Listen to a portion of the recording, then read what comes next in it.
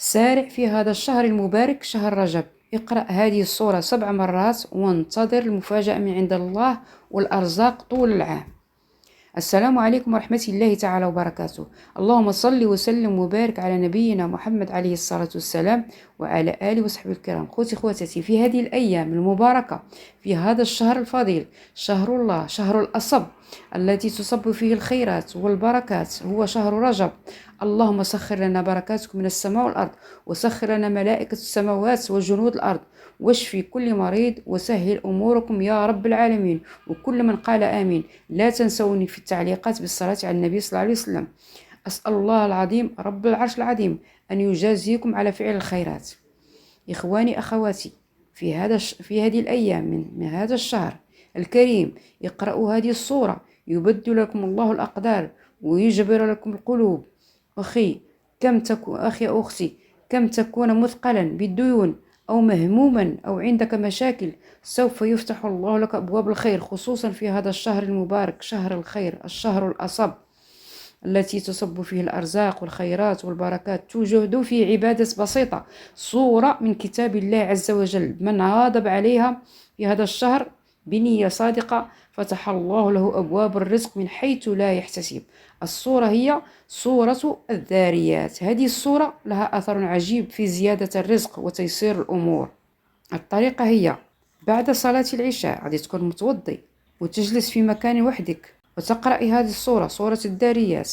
أول شيء تصلي على الرسول صلى الله عليه وسلم 10 مرات، ثم تقرأ هذه الصورة، صورة الذاريات. من بعد غادي نقراها لكم 7 مرات متتالية وانت كتقراها بدون استعجال، غير بشوية.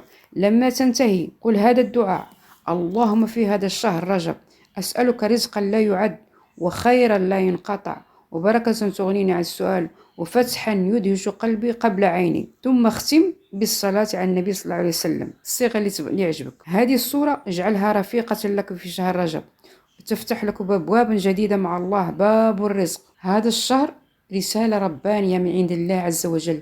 كم من قلب قال يا رب، وكم من عين نامت وهي تفكر وتدمع، وفي هذه الأيام يأتيك الجواب من السماء بفضل هذه الصورة على الفور.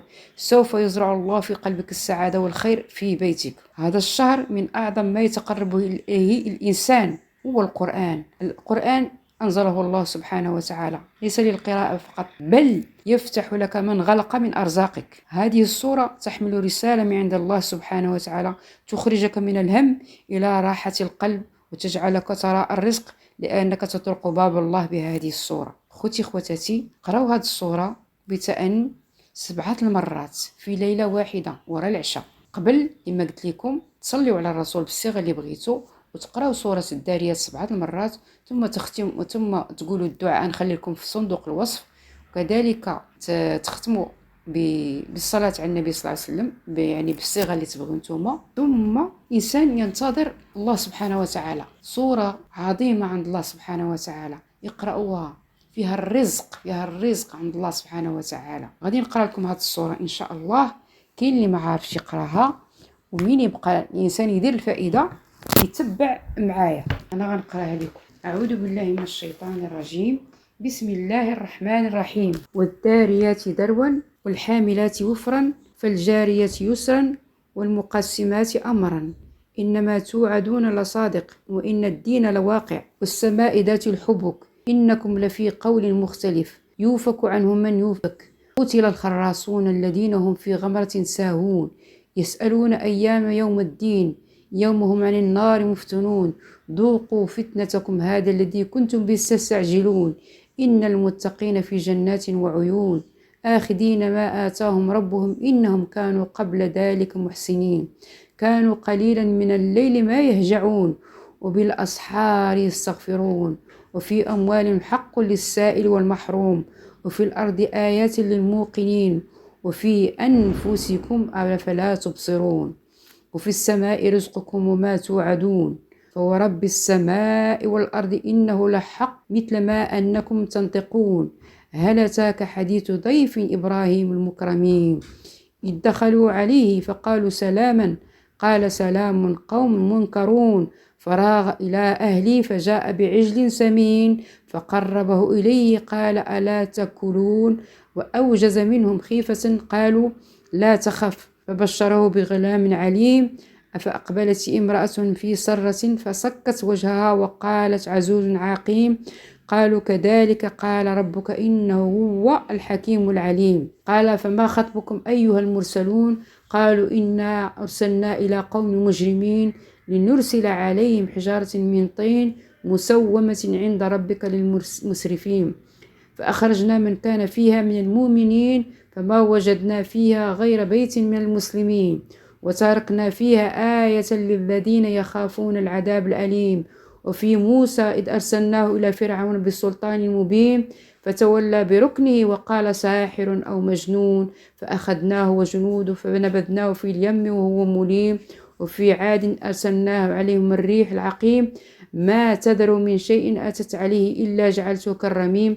وفي ثمود إذ قيل لهم تمتعوا حتى حين فعتوا عن أمرهم بربهم فأخذتهم الصاعقة وهم ينظرون فما استطاعوا من قيام وما كانوا منتصرين.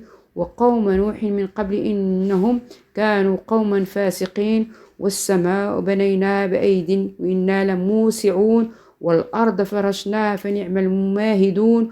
ومن كل شيء خلقناه زوجين لعلكم تذكرون. ففروا إلى الله إني لكم منهم نذير مبين ولا تجعلوا مع الله إلها آخر إني لكم منه نذير مبين. كذلك ما أتى الذين من قبلهم من رسول إلا قالوا ساحر أو مجنون أتواصوا به بل هم قوم طاغون.